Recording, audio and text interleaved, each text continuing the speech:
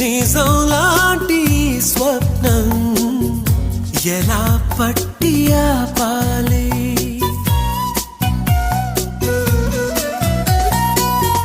కలే అయితే ఆ నిజం ఎలా తట్టుకోవాలి?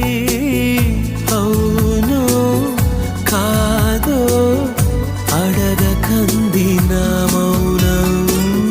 చెలివో చిలవో తెలియకుంది నీ రూపం. చెలిమి బంధమల్లుకుందే జన్మ ఖైదులా